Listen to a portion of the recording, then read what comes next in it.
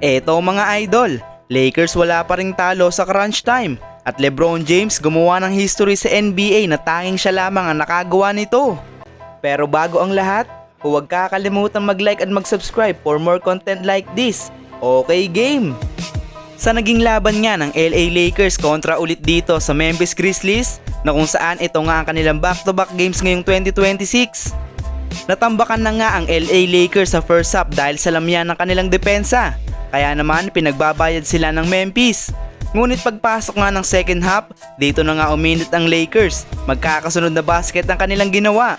Hanggang sa mapanghawakan na nga nila ang kalamangan noong fourth quarter dahil sa free throw ni DeAndre Ayton. Nagtuloy-tuloy nga ang mainit na opensa ng Lakers hanggang matapos ang laban. Ang isa sa pinakagumawa noong crunch time ay itong si LeBron James. Naging aggressive nga ito kaya naman nakakakuha siya ng mga foul at nagre-resulta nga yan sa madaming free throw. LeBron takes it away from him. Score! Natapos nga ang game sa score na 120-114.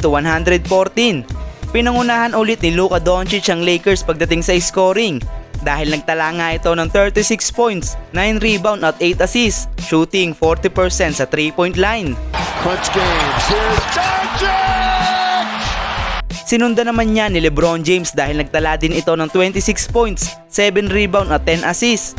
Dalawang beses nga lang ito sumablay sa free throw line dahil naipasok niya ang 8 sa 10 tira. The offensive rebound. LeBron! Got it, yes sir!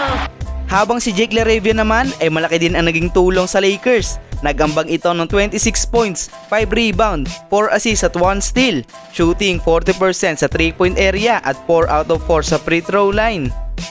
Good. And here he is going in. He was the Dahil nga sa naging dikit ang laban na ito mga idol, ang LA Lakers nga ay magkakaroon ng 12-0 na record kapag clutch moment na.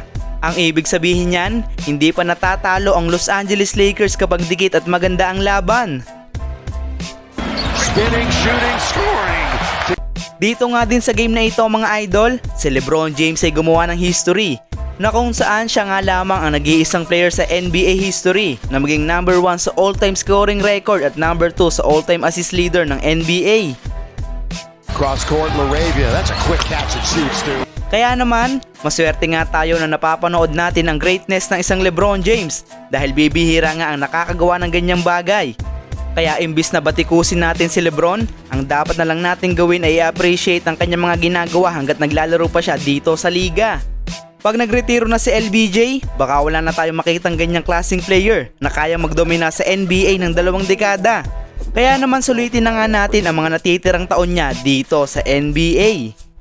Ano ba ang masasabi niyo sa pinakitang performance ng Los Angeles Lakers kanina kontra dito sa Memphis Grizzlies?